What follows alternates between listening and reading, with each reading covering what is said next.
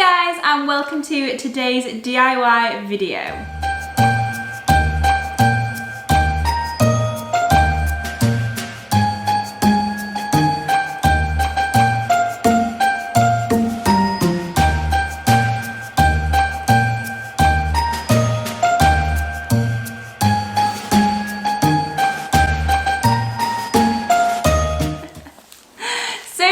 I'm going to be showing you how to make some Christmas horse treats that can also actually be fed to your dog, which is the reason that Balto is here with me today. Are we going to make some treats? Yeah! So this recipe is literally the most simple recipe ever for making horse treats, and they're really fun and a great idea to do something over Christmas while you're waiting for Christmas Day and you feel like doing a bit of a DIY. Now I will just mention before we jump into it, I'm not sure how this is going to go because I currently have a broken thumb. Yes, I did it falling off. So I'm going to kind of try and do most of this one-handed, but we'll see how it goes. Let's jump into the video and get started. So the very first thing you want to do is just to preheat your oven. Now I'm preheating this to just under 180, but you want it actually on 180. And the reason I'm doing it just under is because my parents' ovens gets really hot. So that's all preheating for us. So let's head over to the ingredients and we'll see what we need. So for this super simple recipe, all you need is some plain flour, some smooth peanut butter, some water and some cinnamon. We will also be doing icing on the top, so I'll show you what you need for that as well. So for the icing, I am using these icing pens that I got off Amazon. They were super cheap and I've got lots of different colours to use. I'll put the link in the description box below if you want to use these, but you can use any simple sugar icing, fondant, you know, whatever you fancy really to decorate. You will also need some Christmas cookie cutters. So I have these again from Amazon, so I'll pop the link below. Any cookie cutters, obviously you can make them Christmassy if they're not particularly Christmas shapes, but you'll certainly need some of those. And then finally all you need is a baking tray with some grease-proof paper on top.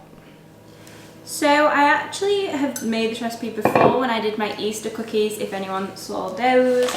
And I made way too much, so this time I'm going to try and half the recipe a little bit. So the first thing you need to add is your flour. Now last time I did 2 cups of flour and we just really don't need that many. So we'll go with 1 cup of flour. This is very difficult with a broken thumb. So 1 cup of flour, bop, in we go. And then the next is your smooth peanut butter. Now this is my favourite part.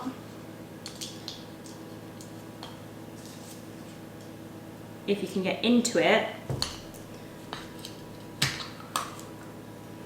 So last time we wanted 3/4 of a cup. But I want it quite peanut buttery, so I'm going to put probably about half a cup of smooth peanut butter in there. So we'll try and measure that out. Not the easiest thing to measure.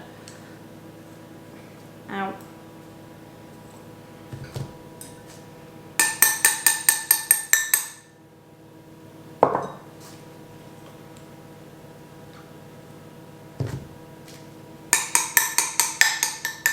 Not that much?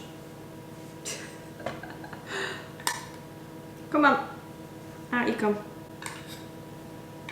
Okay, so it's like 3 big tablespoons if you don't want to use your cup.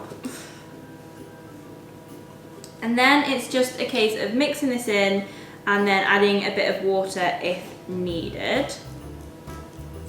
Got a bit of peanut butter, well.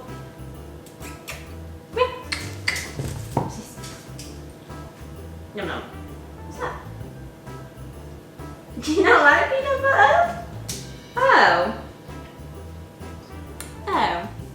Right, so here we go, just mixing in the peanut butter, which I remember this being difficult last time. It's quite difficult to mix flour and peanut butter. Especially one-handed.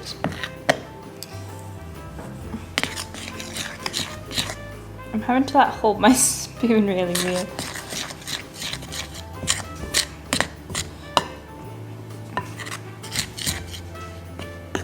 So I'm going to actually start kind of like kneading it together before I add the water. Actually, I might need to add a little bit just because it does feel quite dry.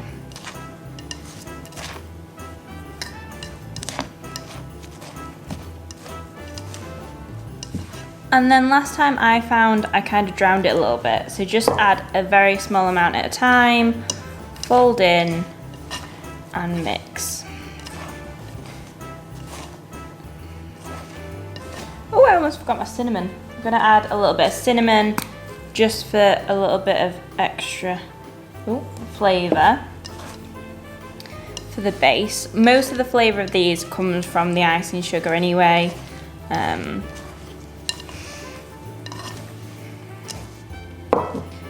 definitely no exact science with this, so if you think you need to add anything or if it's a bit too wet, just add some flour.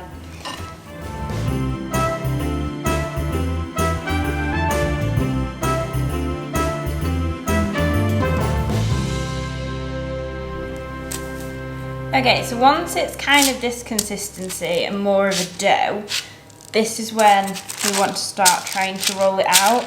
Now this, for some reason, it hasn't gone quite the same as last time I did it. It's a bit more crumbly and I'm not too sure what the difference is. It might be the fact I've used a different peanut butter. But anyway, I think it'll roll out, so let's give it a go. Just because this is a bit more crumbly, I'm not going to use quite as much flour as I did last time, which is the reason I put it on a grease-proof bit of paper to do this, because I don't really want to dry it out anymore.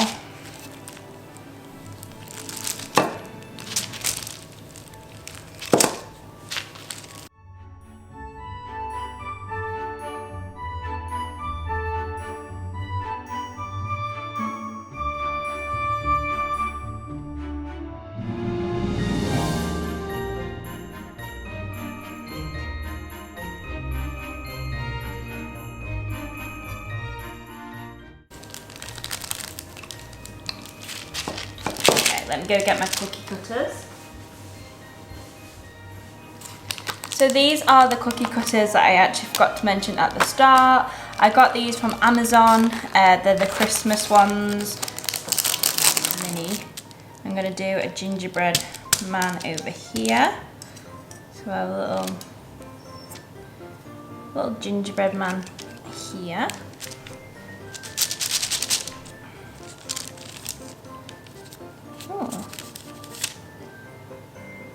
Now it's getting you out of this. Gingerbread man, Christmas tree got to be done. Just make sure that's going to stay in place. Christmas tree. Don't know if you're going to stay on the paper you're staying. Then we've got a little candy cane. We'll do a little candy cane here. You can stay. Candy cane, a little reindeer head. Will that fit there? Yeah.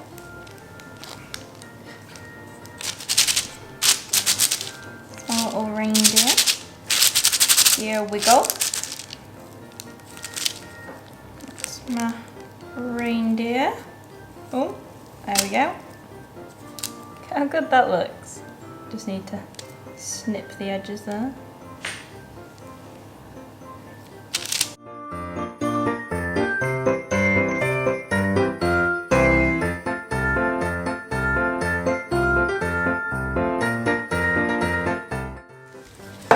Okay, so we're going to pop all of our shapes onto our baking tray.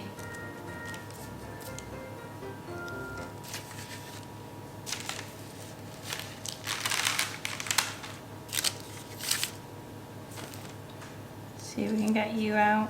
Oh, yeah, perfect. And Christmas. So these are what we're going to cook today, so I'm going to go pop these in the oven.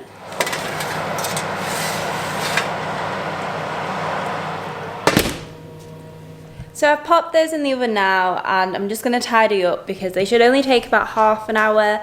I think with my parents' oven it's going to take a little bit less time because things tend to cook really quickly in there. So yeah, we'll check in about 15 minutes, I'll check them, and then I'll let you know when they're ready. A little elf mitt on and have a look-see. So the main thing is you want to make sure that they feel hard, and they're already going quite brown and looking a little bit burnt. So once they start going this sort of like golden brownish consistency around the sides, that's when you know they're cooked.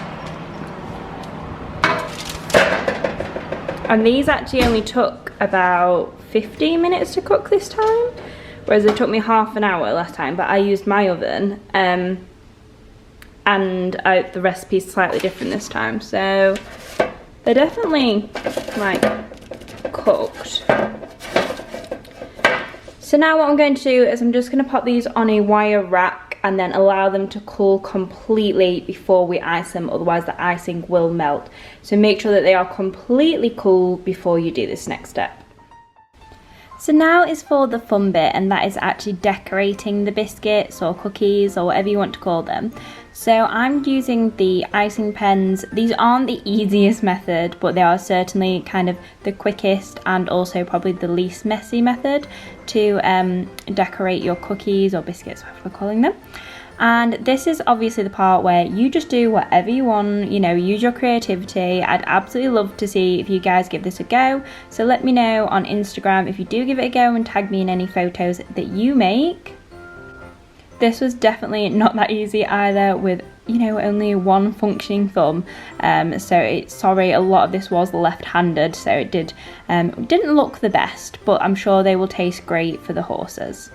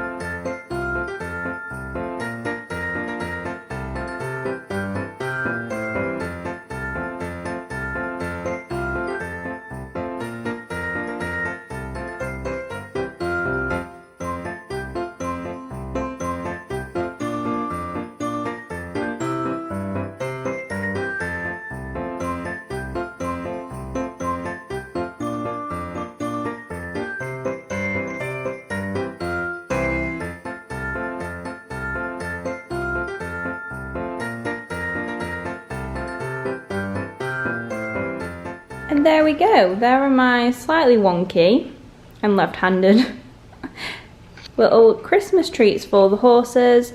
Obviously it's up to you however you decorate them. Let me know in the comments below if this is something you'll be doing over Christmas. It was actually really fun and I did enjoy it. Would have been easier with 2 working hands, but you know, really happy the way they turned out. I hope you guys enjoyed. Don't forget to like and subscribe. Lots more Christmas videos coming your way, so turn on that bell icon so you get a notification every single time I post, and I'll see you all soon. Bye guys!